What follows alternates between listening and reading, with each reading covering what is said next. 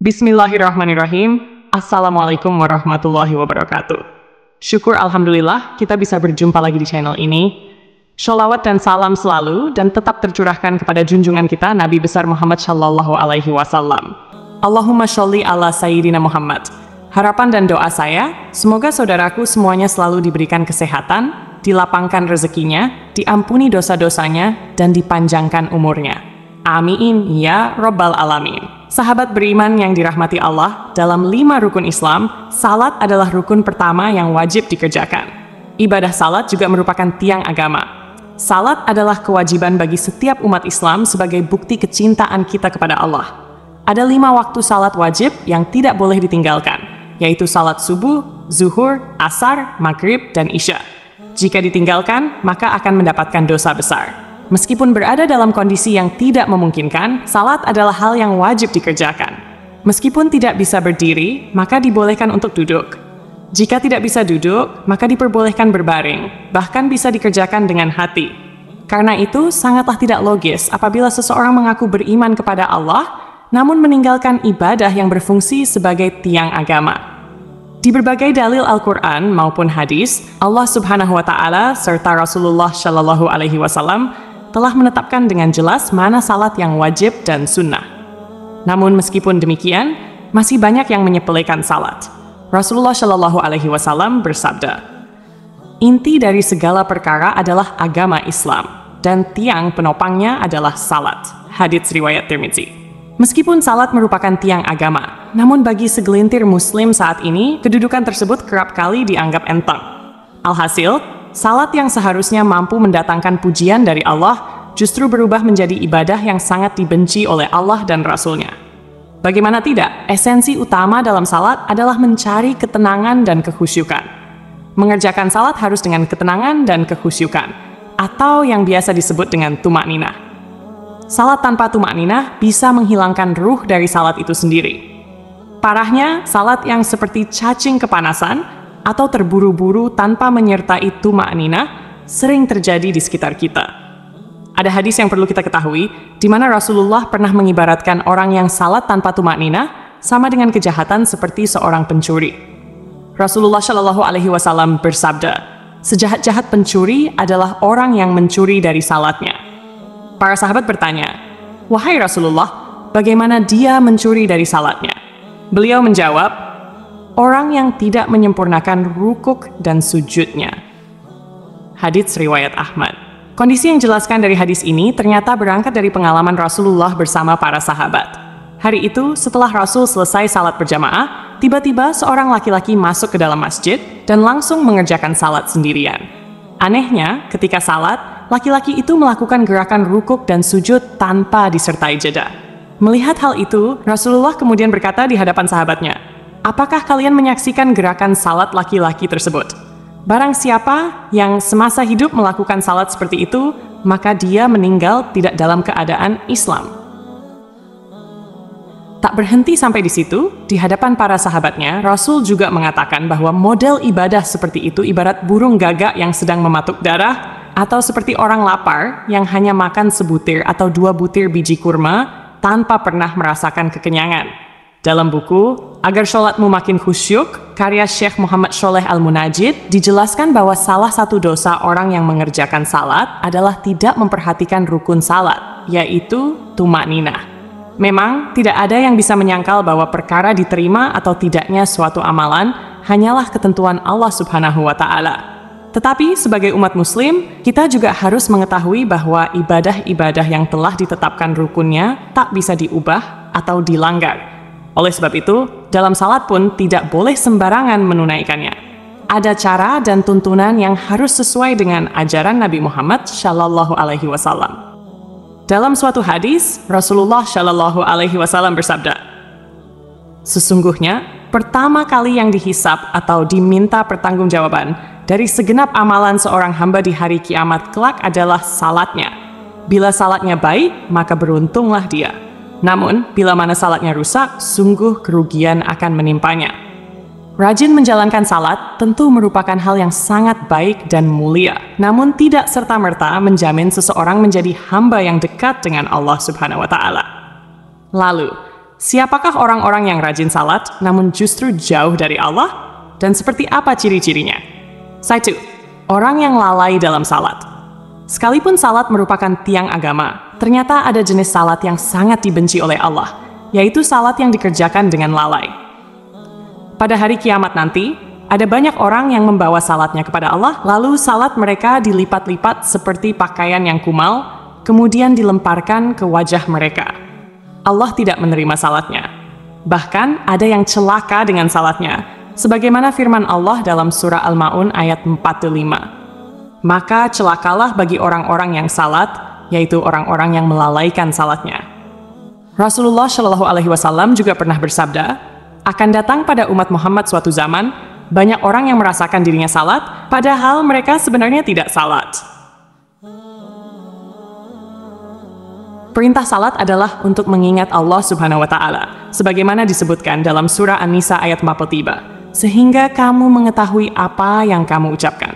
Yang dimaksud lalai adalah tidak mengetahui maksud apa yang dibaca dan dikerjakan dalam salat, atau tidak memperhatikan syarat, rukun, dan ketentuan-ketentuan lainnya. Akibatnya, yang diperoleh hanyalah kelelahan tanpa pahala. Rasulullah Shallallahu Alaihi Wasallam bersabda, berapa banyak orang yang salat, keuntungan yang diperoleh hanyalah payah dan letih. Salat seperti ini tidak akan menambah dekat kepada Allah, bahkan bisa menjauhkan.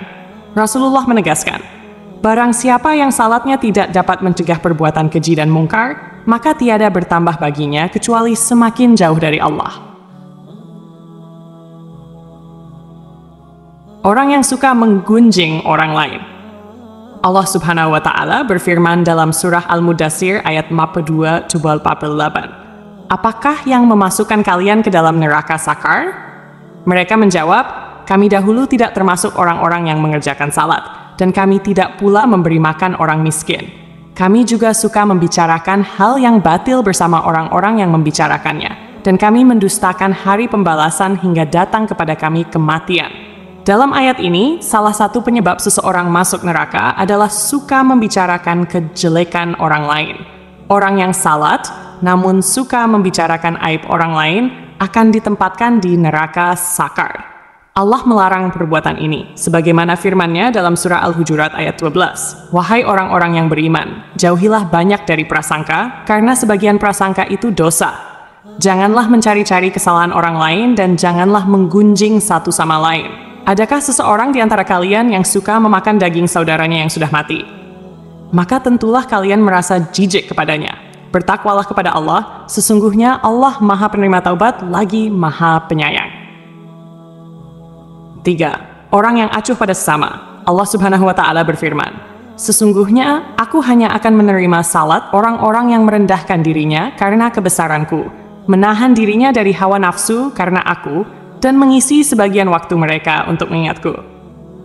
Orang yang acuh pada sesama, tidak peduli terhadap kebutuhan orang lain, atau hanya fokus pada dirinya sendiri, menunjukkan bahwa esensi salat belum diterapkan dalam kehidupannya.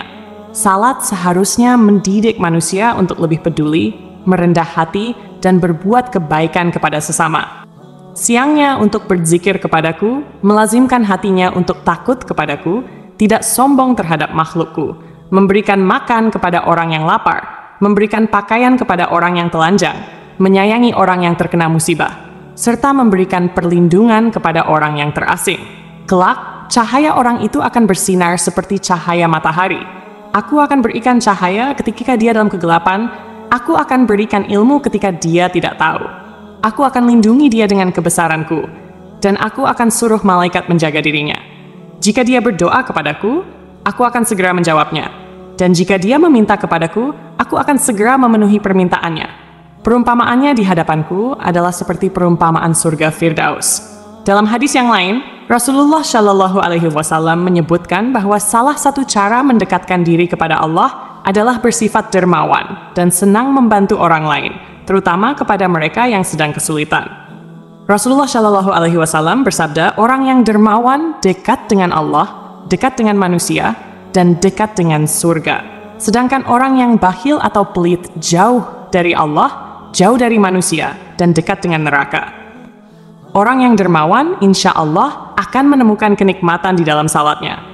Ia akan memperoleh kenikmatan tersebut karena dijaga oleh para malaikat, diberi cahaya dalam kegelapan, dan diberi ilmu secara langsung oleh Allah yang masuk ke dalam hati sanubarinya. Orang yang ria. Sebab pertama yang mampu menjerumuskan seorang ahli ibadah sehingga mendapatkan azab, bahkan menjadi penghuni neraka, adalah sifat ria. Hal ini terjadi apabila semua amal saleh yang dilakukan di dunia bukan untuk mencari ridha Allah, melainkan untuk pamer dan mengharap pujian dari manusia. Allah Subhanahu wa Ta'ala berfirman, "Sesungguhnya orang-orang munafik itu menipu Allah, dan Allah akan membalas tipuan mereka. Apabila mereka berdiri untuk salat, mereka berdiri dengan malas. Mereka bermaksud ria dengan salat di hadapan manusia, dan tidaklah mereka menyebut Allah kecuali sedikit sekali." An-Nisa. Oleh karena itu, sebaik-baiknya amalan adalah amalan yang dilakukan dengan ikhlas, murni lillahi ta'ala, hanya demi Allah. Cukuplah kita berharap kepada ridha dan balasan darinya, karena Allah Subhanahu wa Ta'ala adalah seadil-adilnya pemberi balasan. Menjaga hati dan niat merupakan hal yang harus kita perhatikan agar semua amalan tidak berujung sia-sia atau menjadi ria kepada sesama. Orang yang suka berdusta adalah salah satu dosa besar yang diancam dengan siksa pedih di akhirat kelak. Di zaman sekarang, kebohongan tampaknya sudah menjadi kebiasaan di masyarakat. Padahal, sekecil apapun kebohongan tetap dianggap dosa besar. Meskipun seseorang rajin salat dan beribadah, jika lisannya suka berbohong, maka salat dan ibadahnya akan sia-sia. Kebohongan akan menghapus amal-amalnya. Jika ia mati tanpa bertaubat, maka ia akan dimasukkan ke dalam neraka. Allah Subhanahu wa Ta'ala berfirman, "Sesungguhnya yang mengada-adakan kebohongan hanyalah orang-orang yang tidak beriman kepada ayat-ayat Allah, dan mereka itulah orang-orang pendusta." Beranah Suta, berbohong adalah salah satu ciri dari golongan orang-orang munafik. Oleh karena itu, kita sebagai umat Islam wajib menjauhi tindakan dusta, karena hal itu dapat menyengsarakan kita di dunia maupun di akhirat. Semoga kita termasuk golongan orang-orang yang rajin salat dan dekat dengan Allah Subhanahu wa Ta'ala, sehingga kita mendapatkan ridhanya dan menetap di surganya kelak. Amin ya Rabbal Alamin. Demikian yang bisa saya bagikan, semoga bermanfaat untuk kita semua. Wassalamualaikum warahmatullahi wabarakatuh.